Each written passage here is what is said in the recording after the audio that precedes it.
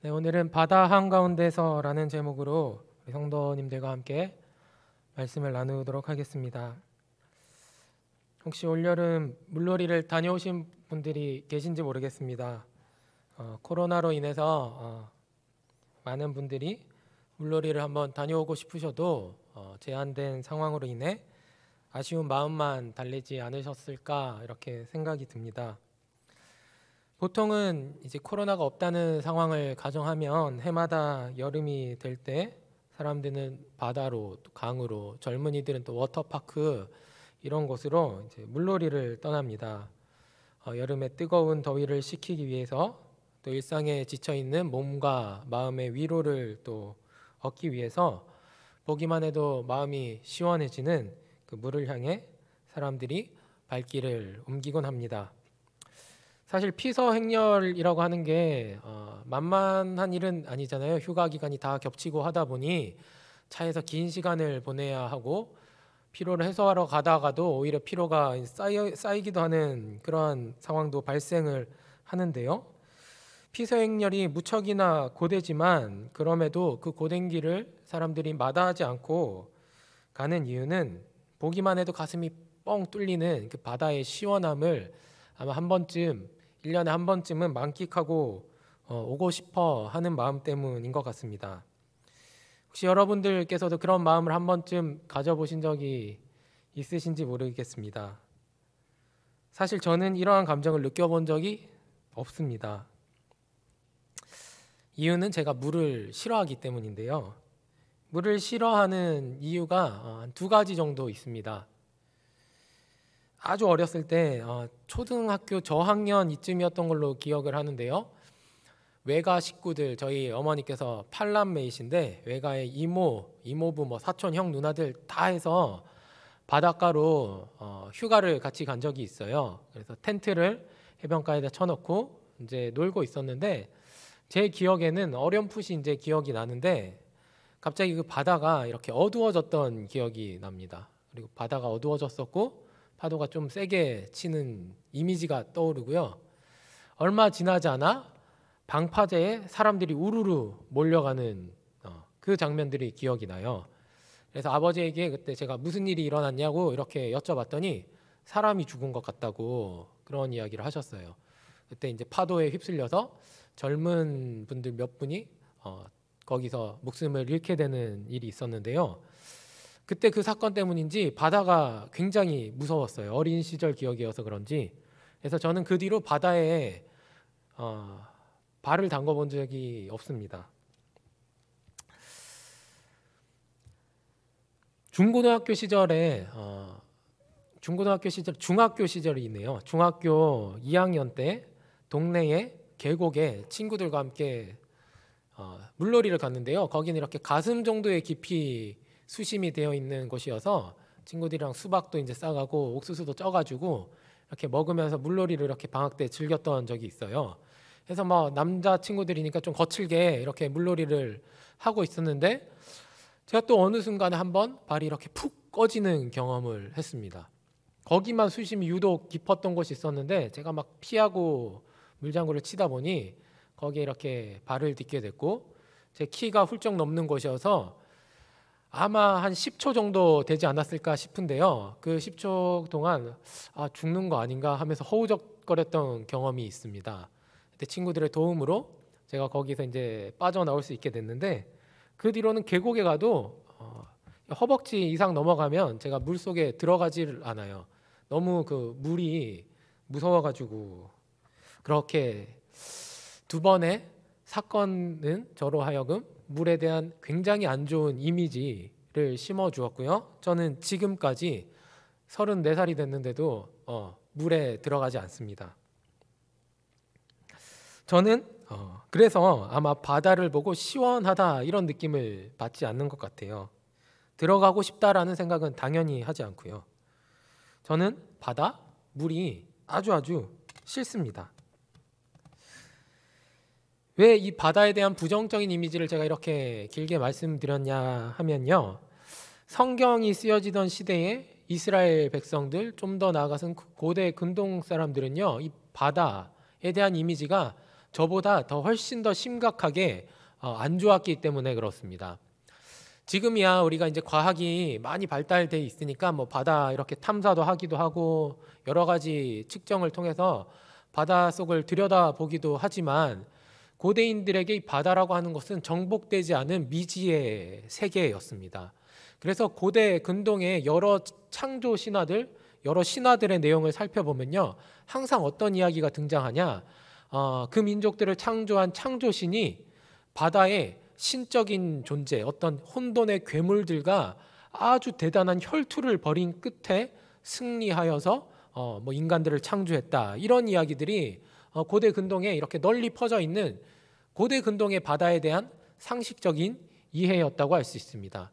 이러한 이해는 성경도 예외가 아닌데요, 성경 시대에 성경이 쓰여지던 시대 이스라엘 민족들 역시 바다에는 아주 하나님을 대적하는 혼돈의 악의 세력이 살고 있는 곳이라고 여겼습니다. 이런 여러 가지 내용들이 담겨져 있는 구절들을 성경 곳곳에서 우리가 살펴볼 수 있는데요, 오늘 시간 관계상 그 모든 것을 저희가 살펴볼 수는 없지만 성경이 쓰여지던 시대에 이스라엘 민족들조차도 바다는 혼돈의 괴물, 악의 세력들이 거주하고 있는 혼돈, 악의 상징을 의미하는 곳이었습니다. 오늘 본문은 바로 이러한 바다 한복판에서 일어난 한 사건을 기록하고 있습니다. 제자들은 예수님과 떨어져 배를 타고 이 갈릴리라고 하는 바다를 건너고 있습니다. 예수께서는 제자들을 앞서 보내신 후 홀로 거기서 육지에 머물러 기도를 하고 계셨죠. 오늘 우리가 함께 읽은 본문 마태복음 14장 24절 말씀에는요, 배가 이미 육지에서 술이나 떠나서 바람을 거슬렀다, 이렇게 기록하고 있는데요, 이 본문을 신약 성경의 다른 사본, 어떤 사본에는요 이렇게 기록하고 있습니다. 배가 바다 한가운데 있었다, 이렇게 기록하고 있습니다. 배가 갈릴리 바다 한가운데 있을 그때에 파도와 바람이 일어나기 시작했고 그들을 삼킬 듯이 에워싸기 시작했습니다. 바로 이때 제자들, 그 배 위에 타고 있었던 그들의 심정이 혹시 상상이 가실지 모르겠습니다. 제가 아까 말씀드렸던 그런 고대인의 세계관에 비춰본다면 우리야 뭐 그냥 바람이 세게 불겠거니, 그래서 파도가 일겠거니 생각을 했지만 이들에게 이 파도와 바다에서 마주하게 된 파도와 풍랑이라고 하는 것은 단순한 자연 현상이 아니라 혼돈과 악의 상징인 그 바다의 신적 존재의 공격이고 위협으로 이해되었기 때문에 이들은 지금 악의 현실에 마주하고 있는 절체절명의 공포를 지금 경험하고 있는 것이었습니다.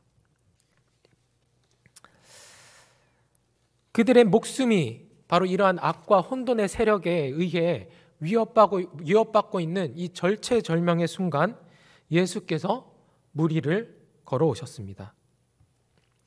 바로 이때 예수께서 물 위를 걸으셨다라고 하는 것의 의미도요, 단순히 예수님은 물 위를 걸을 수 있는 기적을 행하실 수 있는 초인간적인 분이시다라는 것에 의미가 국한되지 않습니다.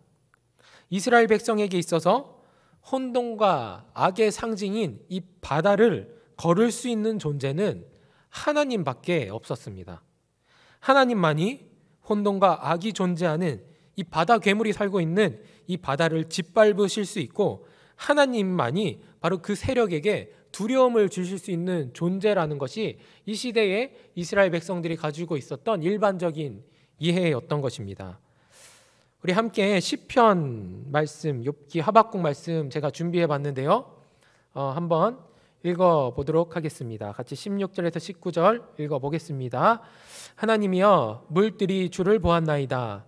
물들이 주를 보고 두려워하며 기품도 진동하였고 구름이 물을 쏟고 궁창이 소리를 내며 주의 화살도 날아갔나이다. 회오리 바람 중에 주의 우레소리가 있으며 번개가 세계를 비추며 땅이 흔들리고 움직였나이다. 주의 길이 바다에 있었고 주의 고든 길이 큰 물에 있었으나 주의 발자취를 알 수 없었나이다. 아멘. 네, 시편 기자는 하나님의 뒷부분 있네요. 거기까지 같이 읽어볼까요? 욥기 9장 8절 말씀 같이 읽어보겠습니다. 그가 홀로 하늘을 펴시며 바다 물결을 밟으시며. 아멘. 하박국 말씀까지 같이 볼게요. 같이 읽겠습니다. 주께서 말을 타시고 바다 곧 큰 물의 파도를 밟으셨나이다. 아멘.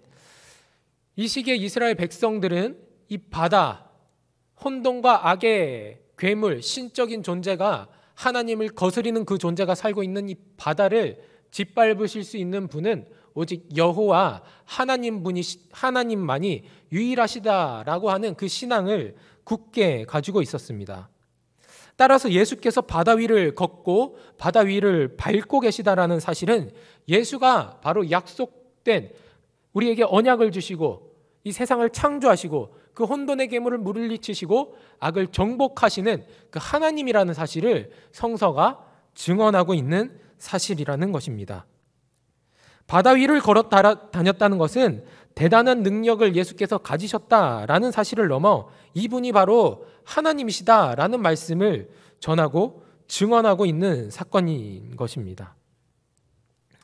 제자들은 지금 바로 눈앞에서 그 바다 한가운데에서 그들 눈앞에 계시하고 계시는 하나님을 마주하고 있었던 것입니다. 바로 이 하나님에게 베드로라고 하는 이 예수님의 제자가 물 위를 걷게 달라는 요청을 합니다. 그리고 예수께서는 그런 베드로를 향하여 물 위를 걸어오라고 말씀하고 계십니다. 그리고 그때 베드로는 물 위를 걷게 되었습니다.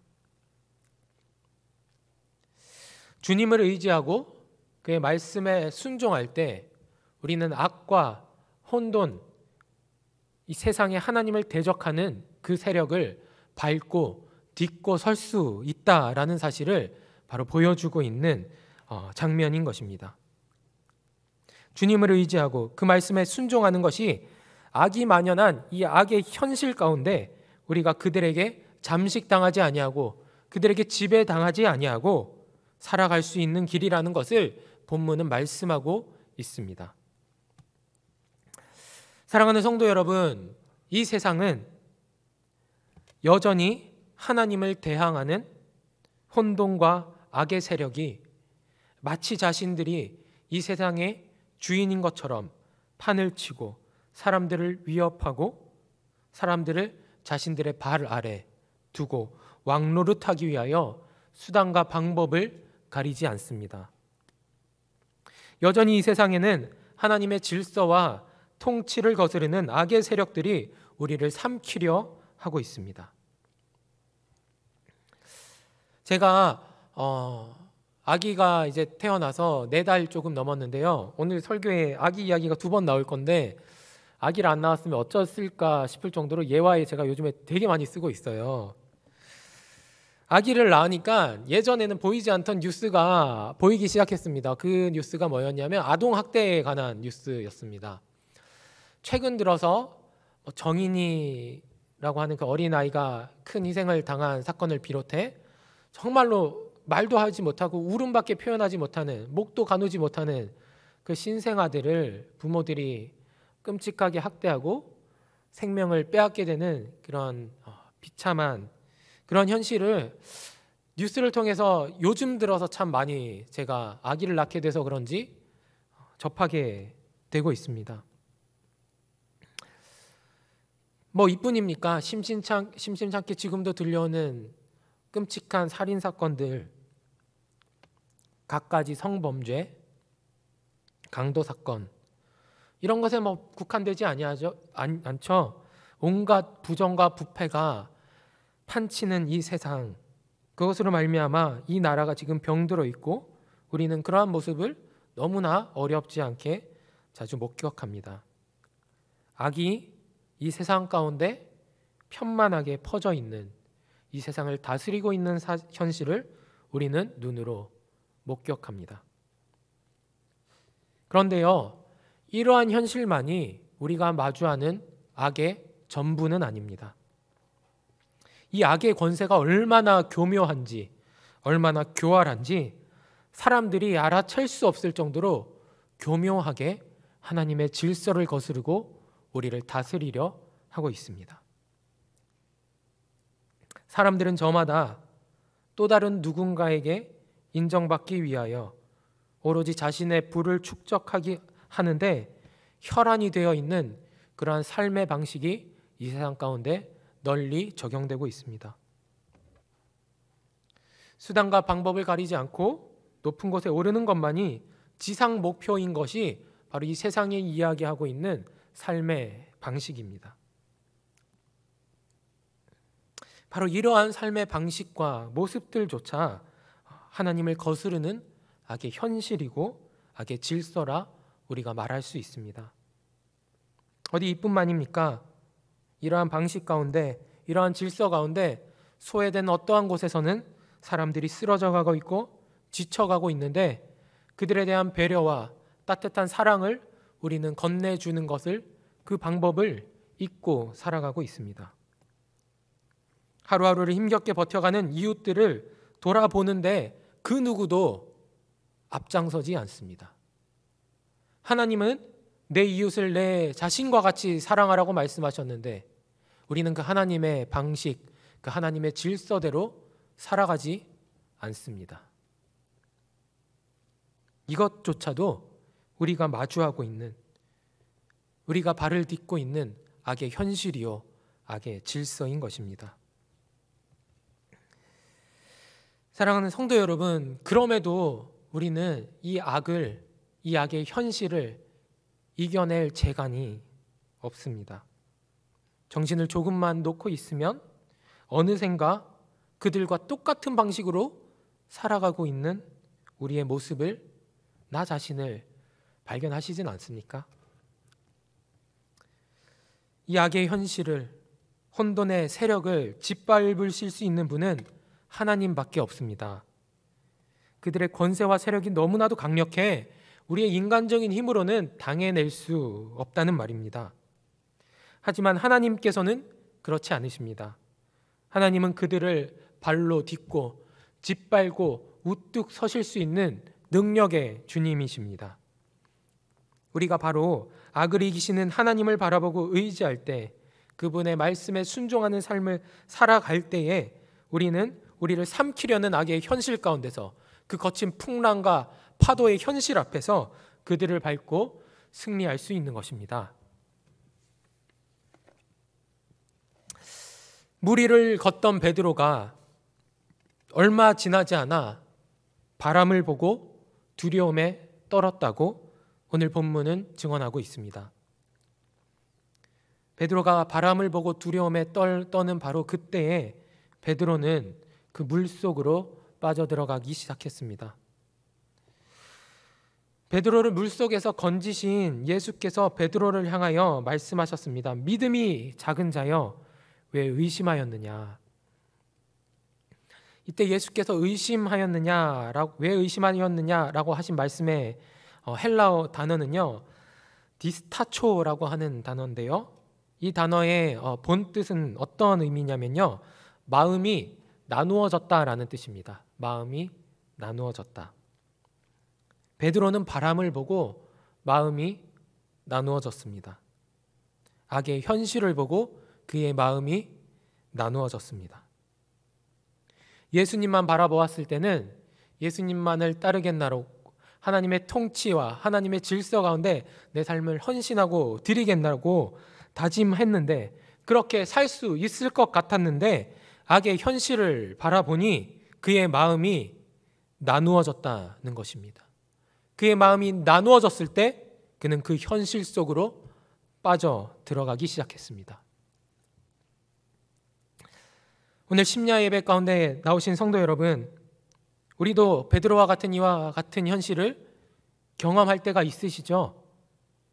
교회에서 우리가 지금같이 이렇게 충만하게 하나님의 임재 가운데 예배를 드리고 주님을 찬양하고 기도하고 말씀을 들을 때 세상의 현실이 어떠하든 상관없이 우리는 주를 위해 살겠노라고 매번 수도 없이 우리의 삶을 결단하고 다짐하곤 합니다. 그동안 세상에서 세상의 방식을 따라 살아갔던 우리의 삶을 주님 앞에 회개하고 말씀 앞에 다시 나를 비추며 온전히 살아가겠노라고 수도 없이 다짐합니다. 하지만 다시 세상에 나아갔을 때 주님께 했던 결단과 헌신은 다짐은 온데간데 없고 똑같이 그들과 같은 방식으로 살아가고 있는 우리의 모습을 발견할 때가 얼마나 많습니까? 오로지 주님을 향한 마음으로 충만했던 우리는 세상의 한복판에서 악의 현실을 바라볼 때 우리의 마음이 나누어지기 시작합니다. 마치 세상의 방식대로 살아가지 않으면 손해볼 것과 같은 두려움, 세상의 질서를 따르지 않으면 나만 이 세상에서 바보가 될 것 같은, 뒤처질 것만 같은 그 불안감이 우리를 지배합니다. 더 많이, 더 높이, 더 풍성하게를 말하는 세상에서 더 나누고 더 낮게 살아가라고 말씀하시는 주님의 그 음성은 세상 물정 모르는 비현실적인 몽상처럼만 여겨집니다. 우리가 발을 딛고 서 있는 이 현실, 악의 세상은 결코 우리의 마음이 주님에게만 오로지 머무르지 못하도록 끊임없이 우리를 요동치고 흔들고 있습니다. 저는 지금 제가 처음 2015년에 결혼을 했는데요. 처음 결혼할 때 구했던 한 10평 남짓한 빌라에서 지금까지 쭉 살고 있습니다. 뭐 넓지는 않은데 아내와 둘이 살 때는 좁다는 생각도 안 해본 것 같아요. 주변에 친구들이 뭐 안 좁냐 이런 이야기 많이 했는데요. 둘이 살기에 뭐 좁다는 생각을 해본 적이 없거든요. 그냥 뭐 불편함 없이 살아가고 있었는데 최근에 아기가 태어나면서 집이 굉장히 좁다는 것을 피부로 느끼고 있습니다. 아기 장난감, 뭐 모빌, 책, 아기 기저귀, 하다못해 아기 침대를 놓을 공간들이 이제 필요하게 되니까요. 짐이 점점 쌓여만 갔는데 그 짐을 놔둘 공간이 지금 없어가지고 이거 어떻게 해야 되지? 뭘 치워야 되지? 뭘 버려야 되지? 여간 그 공간을 마련하는 게 지금 쉽지 않습니다. 그래서 많은 애를 먹고 있고 아내랑도 다툼이 요즘 좀 잦아졌어요. 이 공간을 마련하는 것 때문에. 집이 좁다라는 생각이 들기 시작하니까 어느샌가 여러 매체를 통해 전해지는 부동산 관련 뉴스를 접할 때마다 마음이 굉장히 불편해졌습니다.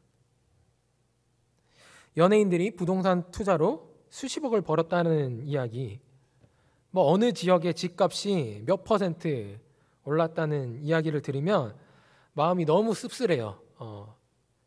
배가 아프다고 해야 되나요? 가끔씩 학창 시절 친구들을 만나는데요. 한 5년 전까지만 해도 만나면 친구들끼리 연애 이야기, 뭐 예전에 학교 다닐 때 이야기, 뭐 직장 상사들 욕, 뭐 이런 이야기들이 주를 이루었는데 요즘에는 만나면 어디 뭐 투자해야 된다, 뭐 누구 친구 어디 집 샀는데 거기 집값 엄청 올랐다더라, 이런 이야기가 대화의 주제가 된 지 꽤 됐습니다. 왜인지 모르겠지만 최근에는 그런 친구들과 대화를 하고 집에 오는 길이면 스트레스가 해소되고 옛날로 돌아간 것 같은 그런 기분 좋은 느낌으로 돌아오는 게 아니라 마음이 헛헛하기만 하고요. 여기저기 아파트에 불 켜져 있는 것들을 보면 이 수많은 아파트 가운데 내가 살 곳은 없나, 이렇게 자조 섞인 독백을 하며 그렇게 집으로 오기도 합니다. 어느샌가 하나님께서 바라보실 저의 모습, 그것으로 저를 평가하는 게 아니라 세상의 가치와 방식, 악이 디자인해 놓은 그 질서가 저를 평가하는 기준이 되고 있는 그러한 저의 모습을 발견할 때가 종종 있습니다.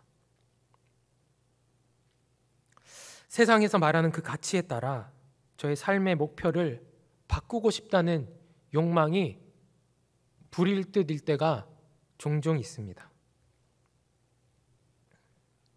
돈이 최고라고 말하진 않지만 사실 돈으로 저의 인생을, 저의 삶을 은연중에 바라보고 평가하고 저의 삶의 방식을 바꾸려고 하고 있는 저의 모습을 발견할 때가 종종 있습니다.